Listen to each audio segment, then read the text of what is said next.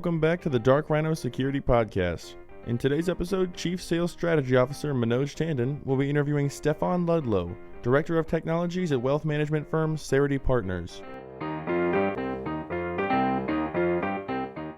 Today, we are fortunate enough to be joined by Stefan Ludlow, a gentleman that I have known for quite a bit of time, and he's been gracious enough to join us on today's podcast. Stefan, welcome. How are you? Thank you very much. I'm doing quite well. It's a chilly day here in New York City. Well, I'm actually in Pittsburgh today, our studio where we are casting this in Dublin. I can tell you we had snow in both locations. As long as you're not getting snow and not having to clear off your car, you're doing better than we are. Oh, here's that. So one of the things, Stefan, in this whole world of cybersecurity, we always talk about this concept there that people have to take responsibility. There's an element of personal responsibility. And I think it's going to be kind of nice to get some of your views, especially given your background. You can give us a little bit about some of the things you've done in the cybersecurity world and just introduce yourself to our listeners who may not know you right now. Sure, absolutely. So I'm the Director of Technology at Cerity Partners. We're a wealth management firm in New York City and across the nation. And my role is specifically responsible for the technology stack that advisors who are part of our group can go out and work with their clients in a secure and safe fashion. A lot of my work is involved with securing our systems, making sure that our client information is kept safe. And that's been kind of my main priority through my career in wealth management services. So prior to that, I was Director of Technology at GM Advisory Group, and then I was at Dynasty Financial Partners prior to that. And in each role, a large part of the responsibility has been working with the firm to make sure that our client information is safe and secure. And so I've got a lot of experience seeing what data is out there, not only within firms like us in our systems, but with firms that we work with, the Fidelity, Pershing, Schwabs of the world, the banking services out there. So in the financial services space, I've worked for some time keeping an eye on that data and making sure that everything is where it should be and it isn't where it shouldn't be. You know, Stefan, the financial industry has been the leader in cybersecurity in the non-defense, non-government space, if you will. And the data that you are protecting is obviously highly, highly sensitive. And we know that in the financial sector, you folks put a great deal of thought and effort into the cybersecurity and cyber well-being of your organizations and the partners that you do business with. But what about your clients? Do they have the same vision of cybersecurity? Are they aware? Or do they believe that really cybersecurity means having McAfee or semantic antivirus and I'm done? Well, it tremendously varies. We work in the ultra high net worth space. So our clients do definitely range from folks who have been executives at companies where cybersecurity has been very, very much forward facing. And in those instances, everyone is perfectly aware and keeps an eye on these things. I've seen presentations done for clients where that is one of their major concerns is cybersecurity. Are their assets safe? Is their information safe? But that's definitely not universal. We deal with a demographic that has not always had to personally worry about their keeping their information safe. But I think the landscape is changing and has changed. People who didn't previously maybe interact with technology on a day-to-day basis are every single day literally carrying around a device with all of their personal information on it, their cell phones. Even if they're not tech forward in what they do on a day in and day out basis, everyone now, regardless if you're ultra high net worth, if you're just someone doing your job, you're interacting with and using technology and putting your information in technology constantly. So we do see experience varies, but we try and approach cybersecurity from kind of that lowest common denominator. It's not especially onerous to make yourself secure, but it does take some cognizance that not everybody has.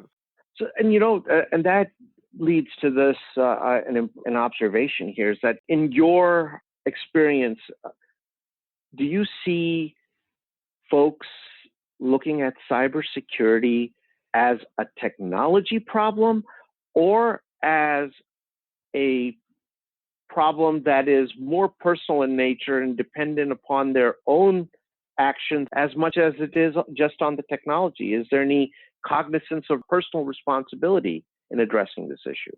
In speaking with people who have been victims of a cybersecurity breach, it's almost universal that there is an element of that personal responsibility. If anyone listening to this has either been compromised on their end or have had their parents compromised or someone they know it's not easy to recover from.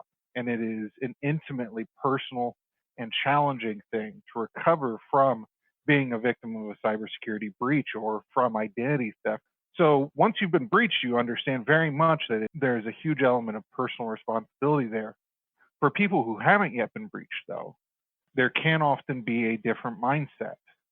Because unless you've been breached, unless you have emails going out from your own personal inbox to all your friends and family, asking them to click a malicious link, or unless you've seen some sort of financial loss, you're not thinking about cybersecurity on a day in and day out basis. It's not everyone's area of personal expertise. So as you're using Facebook, as you're logging into different things, it's a technology issue for people who have not yet been a victim of it. They are trusting vendors like Facebook, Google, and others to keep their information safe. And while that is one way to approach it, it's also a very good way to become a victim yourself.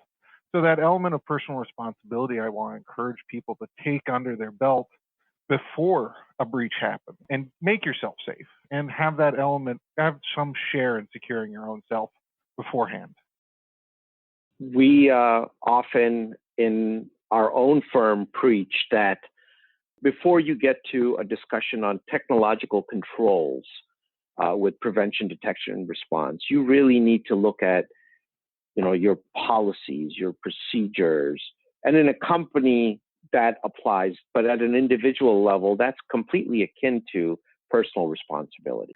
On the corporate level, we've got checklists and sign-offs and cybersecurity policies and a depth of expertise, and anything we put data into has to go through a fine-grained process until we're confident in using it.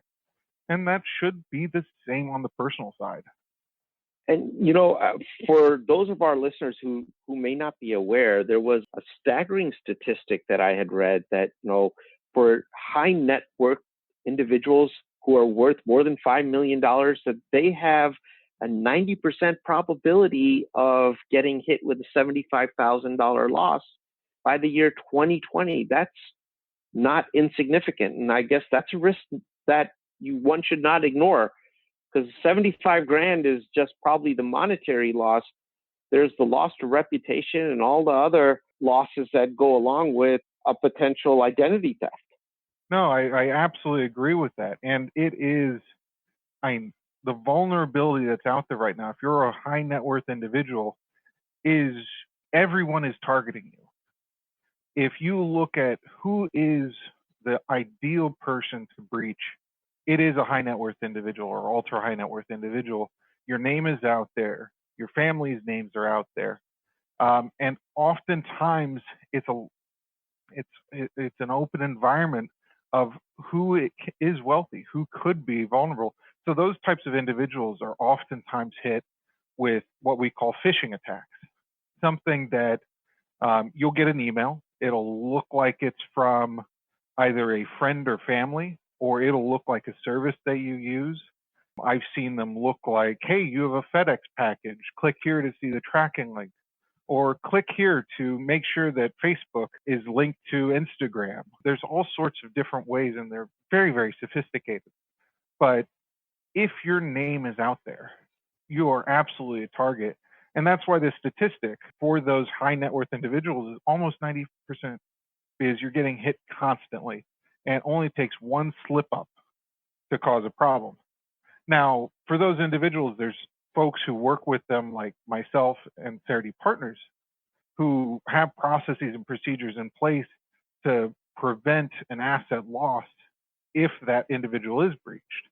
For example, in the case of wire transfers, it's absolutely critical for there to be a playback to the individual who is having that wire transfer done.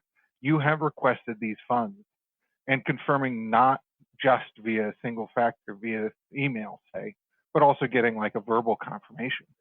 And so if you are fortunate enough to be a client of yours at Cerity Partners, then you get the benefit of having that extra set of eyes. But if you are the regular person like myself out there, what should I be doing? Because phishing is something I've seen those emails even come into my Gmail inbox, and it's, click on this and you'll win something, or someone has attacked your Facebook page, change your password, and it was completely bogus.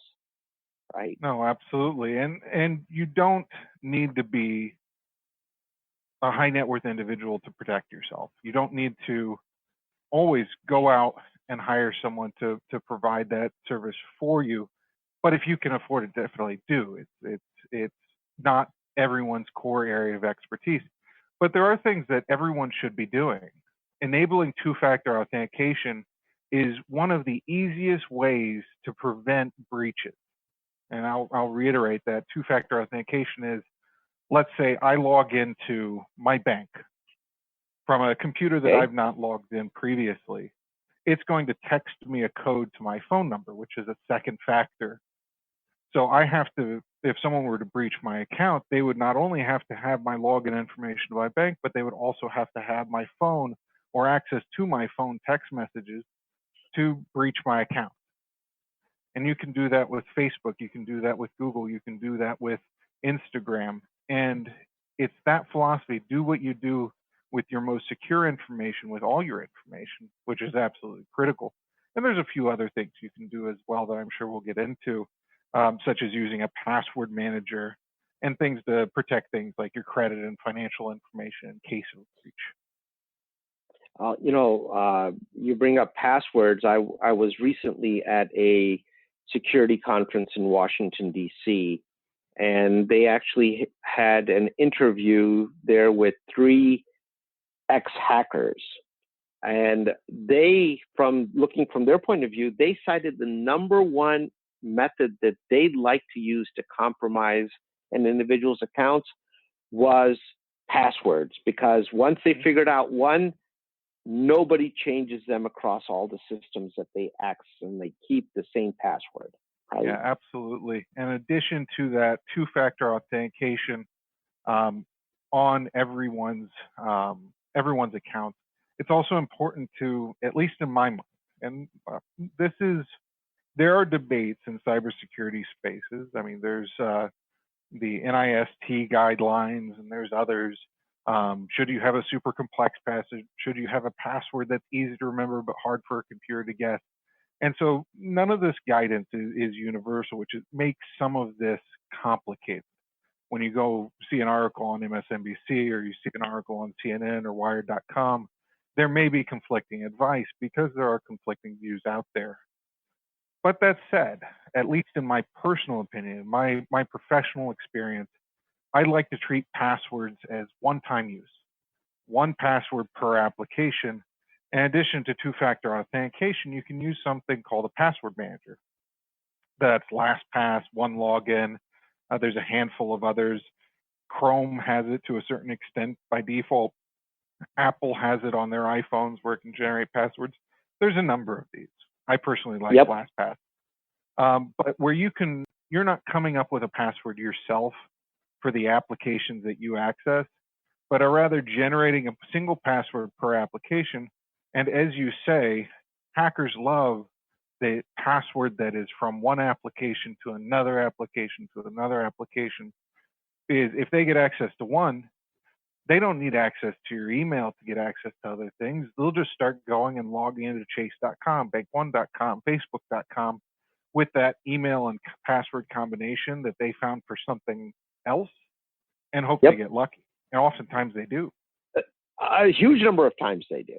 In fact, one of the pushbacks that I've gotten on using a password manager is that then I have to have it available to me always. So if I'm on my computer, it's relatively easy to do, but if I am on my mobile device, it challenges me too much. It's a pain. I actually had one gentleman from US Cyber Command that was on the other side of that debate, and this was a discussion I was having with him, and in regards to exactly this LastPass or password manager topic. And he said we would almost be better off having for our Facebook page ABC1234, and then for Gmail ABC12345. That is a lot more secure than having one super strong password that goes across all of these things.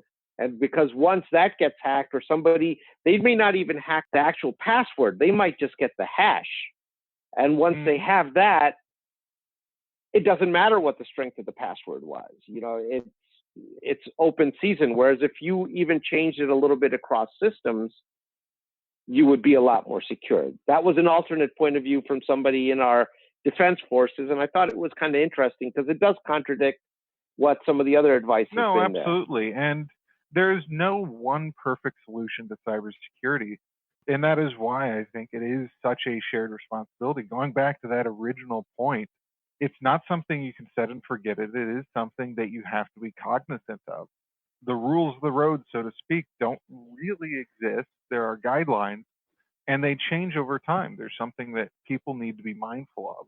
What was best practice in 2010 is not best practice now, for example. It used to be that exact philosophy, have one super secure password for everything. But what they find, people don't remember it. They write it down. They make it hard to guess for a person, but easy to guess for a computer. A random string of lowercase letters and numbers is not the most difficult thing in the world. You're absolutely right. In fact, there was a paper that was presented last year at the Columbus B-Sides on how to do password attacks, and it was absolutely remarkable at the level of sophistication and technology that's available to hackers, by which they can guess strings and get lucky a significant percentage of the time. Absolutely. And it's almost to the point now where it's not a question of if you'll be hacked. It's going to happen. One of your accounts somewhere will be compromised. And it's how we have structured our digital lives, which is really the difference between someone who, when one of their accounts gets compromised, their entire identity is stolen, versus someone where one of their accounts is breached, but because of things like two-factor authentication, because of different passwords across different applications, that breach is very, very limited in scope. So speaking of, continuing down this path, Stefan, of these breaches, you talked about phishing being one avenue, and it seems to be a very popular avenue of people getting compromised. But what about some other techniques, if you have any comments on, connecting to open networks in your hotel room or at the airport, or to networks unknown to you that are open, basically, out there? I mean, those all represent threat vectors, if you will. Absolutely. And one of the most important things that I think companies like Google are doing are raising awareness of access in unsecure environments. I'm thinking particularly of like HTTPS encryption when you're accessing a website, and how Google, in particular, if you're accessing a site that doesn't have HTTPS, will actually warn you about it. And that's one of the nice things. Oftentimes in this environment, as technology gets more robust, the cybersecurity layer becomes more complex. But it is nice that some folks out there are doing more to protect us. And that goes to exactly what you're saying, accessing, say, your bank from this, at least in my case, the subway platform in New York City on a wireless network that I haven't the faintest clue of if it's secured properly, if it's done right. But there's things like that that I think have improved over recent years to make access like that a little more secure. So if you had asked me that question probably 3 years ago, I'd say, oh my goodness, don't log into anything when you are on public Wi-Fi. But I do think that's changed over the last couple years in particular with HTTPS. Now, I'm sure there would be people that disagree with me on that, particularly in the cybersecurity front. But I do think things have improved. Stefan, what are your thoughts on at an individual level, whether you're a high network individual or not, to employ a VPN service at all times when you're connecting, at least for critical applications like maybe your banking or to your retirement accounts or to your health records? Any advice on that? I think that VPNs in particular can be a component of a high quality digital hygiene policy, so to speak. I do think, though, that oftentimes the complexity, the number of vendors out there has created a market where it's a little difficult for the end consumer to go out and find a VPN and actually be secure using it. That said, if you can take the time to do the research and understand how a VPN works and find a good vendor, it's absolutely something that should be part of your suite. But if it's not part of that cybersecurity suite that you have personally, I don't think that it's quite reached the level of recommendation of something that use a password manager. Now that said, for the corporate side and folks in those corporate environments, particularly like on our end or others, a VPN when accessing information remotely is absolutely essential. But we have the resources to put those in place effectively. I would just argue that I'm not sure that everyone has those resources yet. We'll see what happens in a couple of years. 3-4 years ago, password managers weren't as prominent as they were today. We may see the same on the VPN front. What about, folks who don't update their system? So if you don't update your iPhone or your Android phone or your computer to keep it patched, what are your thoughts on that as an avenue of attack for the average person or the high network individual for that matter? That is one of the great vulnerabilities, and I will give credit where credit is due. Oftentimes people get angry, for example, about how Apple supports their different versions of phones over the years. But we have seen as those older phones have versioned out and they drop support, Apple has perhaps not graciously and charitably dropped support of those older versions. And there's a reason they're doing that. Those older devices aren't able to run the modern software that we're looking for, not able to run the modern software that's as secure as what we're looking for. And the same thing is not done if you have an old Windows XP machine at home. Nothing on that machine will shut down. It may run slower, but it is not going to lock you out. And certainly among the clients that I've worked with historically, you can certainly see older devices as an access point, as a vulnerability. Windows XP, for example, is no longer patched. So a hack gets exposed and you've not updated your machine while everyone else in the world, well, so to speak, has moved on and gone patched and is invulnerable to that. There are folks out there who are pinging all sorts of devices, looking for that open vulnerability, that signature that they can say, oh, I have an access in. So I completely agree with you that older devices are definitely an open vulnerability, and people should absolutely be cognizant of keeping their devices and hardware patched and updated. And to that end, the second point there, if you are a high net worth individual or you have the resources to have someone handle your IT, I really encourage you to do it. We're not all IT experts, and oftentimes I hear, oh, my son set up my computer, or oh, my nephew, he's really good with this stuff, he set this up. And that's absolutely not a replacement for a professional to come in and secure a network and secure computers and then maintain that on a going forward basis and keep that information secure. To me, it seems like that's it's a good insurance policy for an individual. If you don't know much about cyber, you don't have the time to deal with it, or you really do have some things that are very critical and important to you, you really should leverage a professional. And your advice is very, very sound in that regard. I just often hear a lot of pushback. People are like, well, I get, my cable provider gives me antivirus for free, or I can download some shareware or freeware, and why do I want to pay for it? I don't believe that people understand that those technologies, while good, only close the door on a small set of threat vectors that are available for attack to anyone that is really going after you. Absolutely. I completely agree with you. And I would add, it's not quite fair that it's people with means who can be more secure because they can outsource that.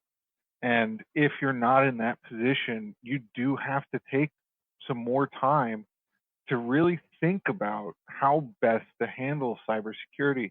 I really encourage people, be cognizant of what you can do and don't put yourself at risk.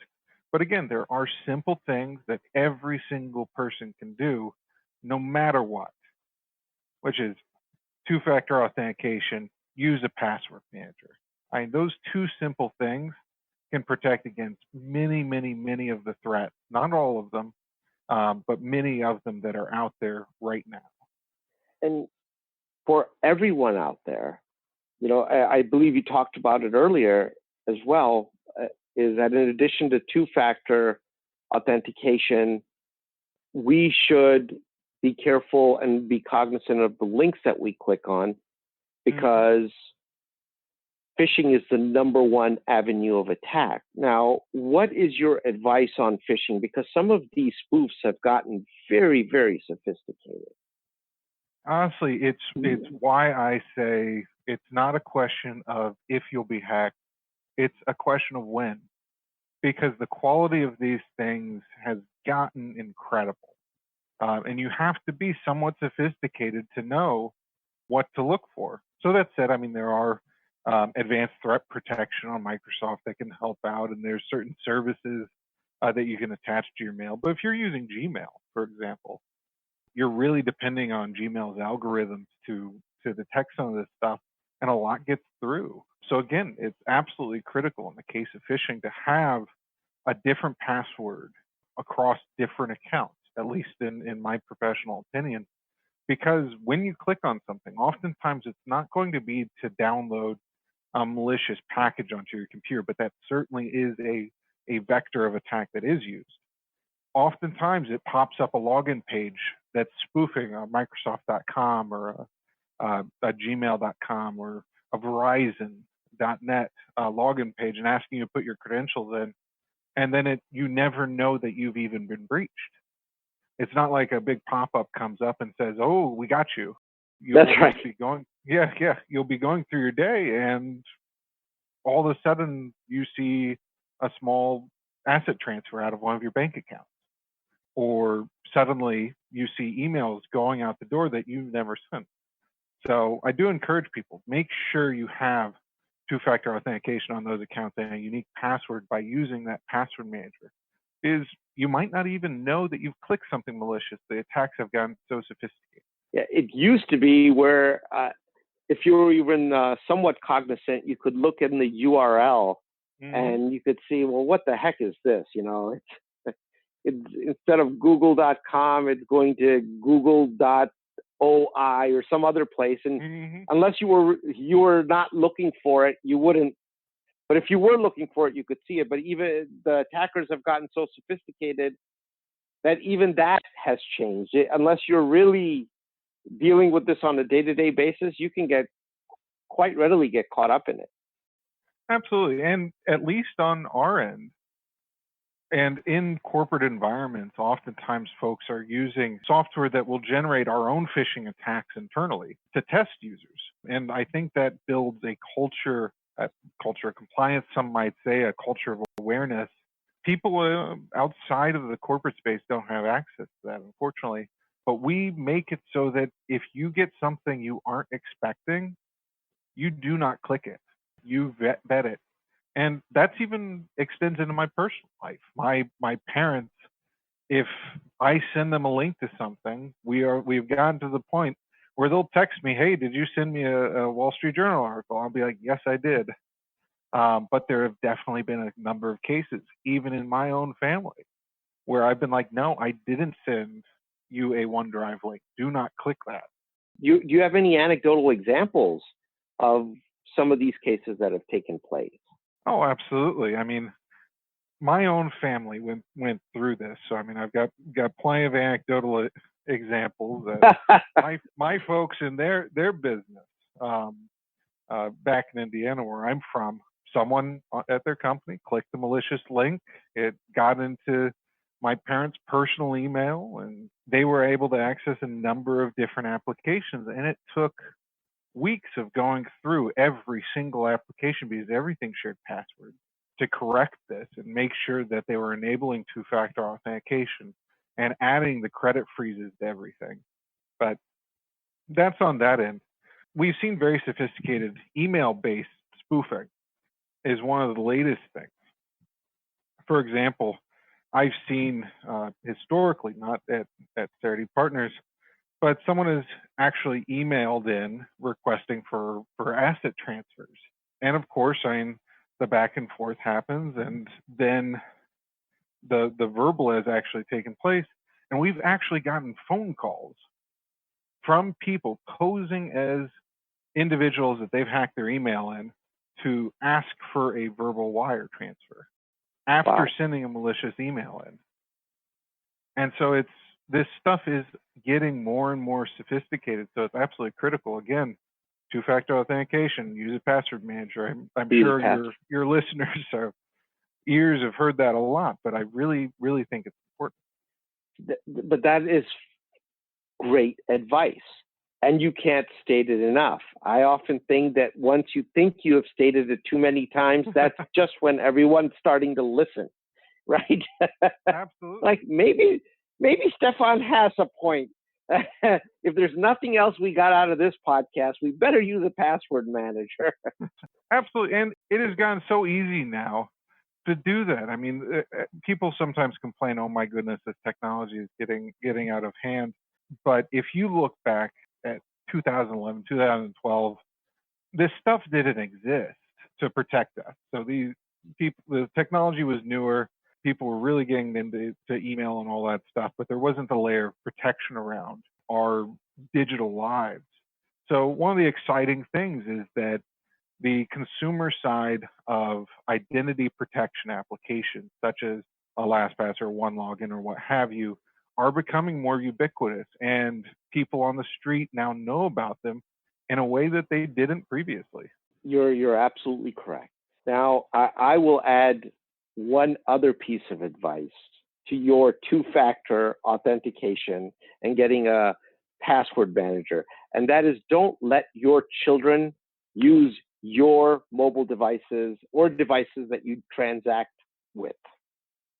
Absolutely. I completely agree with you. I have a 4-year-old who has clicked on links on my wife's phone that in one instance we had no choice but to essentially reformat that device in its entirety and then go and change all her banking passwords, because whatever link he clicked on did a hostile takeover. It rooted the phone in some way. Yeah, and attacks like that, while we talk about password-based attacks, hardware-based attacks are absolutely still out there, and people do encounter them. There's those kind of software-based attacks where you click a link and it does download something, and that family member is almost one of the most open avenues for attack. Let's say in one of the cases that I've encountered, you'll have an executive who he is protected by the bubble of his corporate IT. Even outside of the office, they understand how important this stuff is. So they extend their protection over him. And maybe they extend protection over his wife. But are they doing the same for his children? No. And so you've got on a highly secured internal network that corporate IT folks are on and securing, a young man with an iPhone clicking on random links off of Facebook. So one of the things I really encourage people to do as part of looking at their personal cybersecurity is, even if you're really good with this stuff, make sure that your spouse, your children, your parents, anyone who's within your household is also cognizant of these things. Make sure that your kids' social media accounts are secured and locked down. One of the things that we found was Venmo. I absolutely love Venmo on my end. I use it all the time. We use it all the time, yeah. But if you go, I bet if your readers opened up Venmo right now and they looked, what can you see of other people passing transactions back and forth? What are people paying for? I could open mine right now and I can see a good friend of mine who collects rent, or he's paying rent, who he's paying that to and receiving that from. Or you might see, oh, thank you for the wonderful vacation, or out at tapas at a restaurant. And for someone who's looking for this stuff, if we're talking about threat vectors that are not just username and password based, if you've got information like that in the clear, people know physically where you are and what you're doing. And that is another avenue of attack, that physical. Someone could break in and actually steal a device if they know that you're not present somewhere. We've seen there's been several cases in the news where folks have posted on their Facebook page they're going on vacation, and lo and behold, they get back from vacation, they find out they've been burglarized. Yeah. In the case of that corporate executive whose IT was so secure all around him, I imagine if his son is saying, oh, I'm going on a great vacation with the folks, we'll be out of the country for 2 weeks, exactly that is a prime opportunity. And then that bypasses all the work that we're doing if someone gets physical access to a device. Now, Stefan, so far we've really talked about a lot of the personal actions that people can do, but some of your data can get leaked by third parties, as you know, we saw with Target, as we have seen with some of the credit agencies that have been breached, some banks that have been breached. These big data breaches, how should folks be dealing with them? What is your thoughts around those? So I really encourage that level of personal responsibility in securing yourself, not just because you yourself could be a victim of a phishing attack, but also because at no fault of your own, someone could be breached. Adobe got breached in 2013. I was in that breach, and I had to get myself remediated from that. There's basically kind of two cases that can happen. A third-party breach occurs and some personal information. That's bad. What's worse is when full passwords and usernames get leaked out. And there are services that you can use you can plug your email in and you can see what has been breached. I think I have been pawned, or have I been pawned, and Mozilla has a product as well that's similar. But in the worst case, the breach occurs. You're sharing passwords between that service and every other service that you use, your Facebook, your bank, Flappy Bird on your phone. You don't have two-factor authentication in place. So when those passwords go out in the clear, someone will take those to the marketplace and sell them most likely. And someone will purchase those and start going on a spree logging into your stuff at no fault of your own. You have not actively clicked something, but you can still be compromised. And that's what happens in that worst case. And now you're spending weeks going through all your applications because you were not secure. You're changing your passwords. You're updating your email. You're warning friends, hey, don't click on things that I've sent. On the other hand, the best case scenario, the breach still occurs. This is one of the problems with those third-party attacks, is that there's not a whole lot you can do about it except don't use non-trustworthy services, and it's really difficult for the layman to identify those. So Right. presume that your raw credentials will get breached by some service someday. But that said, the best case scenario is you're using a unique password that's been generated by a password manager for that service. So the worst case is that thing has been compromised. Now, hopefully that thing is your email, and rather it's something like a minor account, like an Adobe PDF reader or something like that. But Sure. so that's bad, but it's contained. And you have two-factor authentication. So if that service is breached and they do get your full username and password, they can try logging in, but you've got a second factor on your phone that's required. So again, the breach is contained. They're not able to directly access that account. So that's kind of, in my mind, the best case and worst case scenario of the third-party breaches. But what can people do to avoid them? Nothing once they've occurred. You just have to protect yourself and make sure that if someone does get that password, that username, that they can't do anything with it. Your containment seems to be a thread that runs throughout this conversation. In fact, all the great advice that you have been giving our listeners, containment is a central feature, so that even if the worst does happen, and we acknowledge it is going to happen, it's not a question of if, it is when. You can never have 100% cybersecurity. It doesn't exist. It really doesn't, yeah. But then you can at least aim to contain your loss to a minimal, and hopefully, you have enough containment and supplements that can help you out if you do have a real identity theft and you have to undo some things and protect yourself. But containment is key. If you are unable to contain and it spreads across all your accounts, that seems like a nightmare scenario, and it's not far-fetched. I mean, anybody can do a Google search. In fact, I would encourage them to do it. Look at cyber attacks on individuals, and you will find horror stories from people out there that are in public of what's happened to them. No, absolutely. And it's not pleasant advice, or it's not a pleasant feeling when a cybersecurity professional, you ask them, oh, what can I do to never get hacked? And the answer is almost nothing. What you can do is, as you say, contain it if it does happen, and be cognizant that it can happen, and understand what can happen, and protect yourself against it. I make the analogy, it's a little bit like you get insurance when you drive a car, because it's not really a question of, oh, I will never get into a fender bender. Might not be your fault. Someone may hit you, but you have to be prepared for that. And at least in the auto insurance world, it's one of those things that's just taken at face value. Oh, of course I get insurance. Why do I get insurance? Well, it'll probably happen at some point. Hopefully it's very minor, but you're prepared for it. And the same should be said on the cybersecurity front.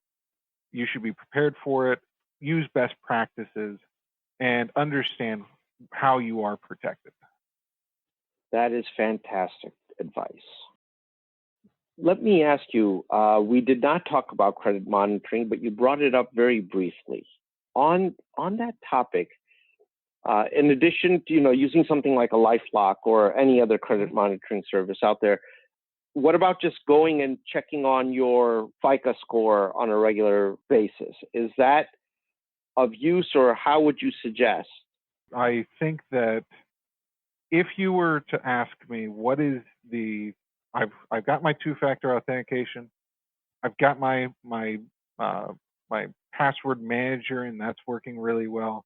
What's the third thing I can do? And I would say go out and get either like a LifeLock or a Credit Karma, or if you don't want to pay for a service, do as you say, go get from the credit agencies, and you can get a free report, your credit, and look through it and make sure that there's not accounts open that you're not aware of, because it's something that is not perhaps the most common thing in the world, but is one of the most damaging things to have happen if it does. It can absolutely destroy your credit score, and you will have to go to high heaven fighting with the credit agencies to get these fraudulent accounts expunged. So it's always good to have a constant eye on your credit score and know what's being added, what's being removed, and what's impacting that score over time. I think that's a little bit like the canary in the coal mine, so to speak, to see if there's been a breach somewhere else. That's very sound advice, Stefan. Now, I know we're coming up here at the end of our time, and we didn't explicitly spend a little bit of time on this, but I'd like you to plug your company, Cerity Partners, give all of our listeners a little bit of a view into what you folks do and directions to your website. Please. No, absolutely. I appreciate that. Cerity Partners, CerityPartners.com. We are wealth advisors, as well as we provide a number of other services. We serve high net worth individuals and their families. We serve businesses and their employees, in addition to nonprofit organizations. We provide comprehensive oversight and fiduciary duty, and our fiduciary duties extend well beyond just investments. We do like to be a one-stop shop for services for our clients. We do have a bevy of experts, tax professionals, investment advisors, and of course they have me, an expert on cybersecurity. So we have a depth of expertise. We've got offices in New York, LA, Orange County, Chicago, Cleveland, and elsewhere. So we're very pleased to be able to help our clients. Sounds like a great company. Is it possible to make an appointment directly with you? Can someone schedule some time to get your cyber consultation, Stefan? Our clients are, of course, absolutely welcome through their advisors to book time with me. Okay. That said, I'm, of course, available on LinkedIn and social media. If anyone has any questions or concerns about cybersecurity, I'm absolutely happy to engage. That's fantastic.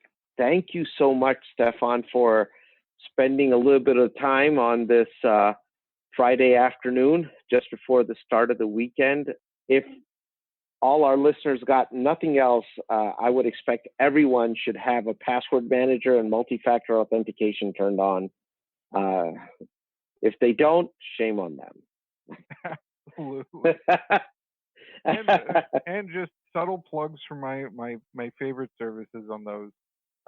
While text authentication is absolutely fantastic, as you said, Google and Microsoft have two-factor authentication apps, which are absolutely excellent.